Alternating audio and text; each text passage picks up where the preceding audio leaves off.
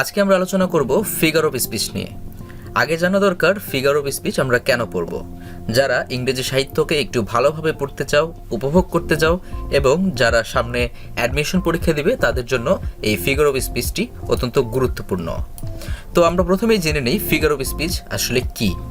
A figure of speech is a word or phrase that makes one's writing or conversation very clear, interesting, rational and persuasive in a different technique.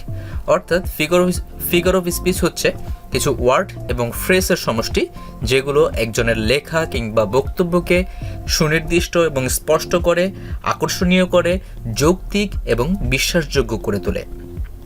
একটি উদাহরণের সাহায্যে ব্যাপারটি clear করা যাক। যেমন এখানে আমরা দেখতে পাচ্ছি একটি সেন্টেন্স রয়েছে, it has been raining cats and dogs. এই সেন্টেন্সে ক্যাটস অ্যান্ড ডগস দেখলে আমাদের মাথায় আসতে পারে এখানে বিড়াল এবং কুকুর সম্পর্কে আলোচনা করা হয়েছে। তো আমাদের সচরাচর মাথায় আসার কথা এটা, কিন্তু আসলে ক্যাটস অ্যান্ড ডগস দ্বারা বিড়াল এবং কুকুরকে বোঝানো হয়নি, এখানে বোঝানো হয়েছে মুষলধারে বৃষ্টিকে। অর্থাৎ ফিগার অফ স্পিচ দ্বারা কোনো একটি নির্দিষ্ট বিষয়কে একটু অন্য শব্দ ব্যবহার করে বোঝানো হয়। তো আমরা এই ভিডিওতে ফিগার অফ স্পিচ সম্পর্কে জানতে পারলাম।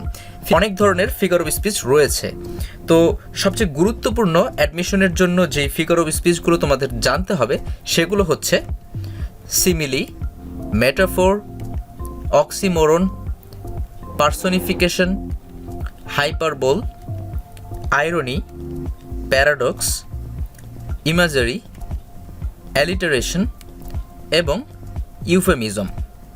এই ফিগার অফ স্পিচগুলো তোমাদেরকে জানতে হবে। পরবর্তী ভিডিওতে এই ফিগার অফ স্পিচগুলো নিয়ে একে একে আলোচনা করা হবে। সেই পর্যন্ত ভালো থাকো, সুস্থ থাকো এবং নিরাপদে থাকো। ধন্যবাদ সবাইকে।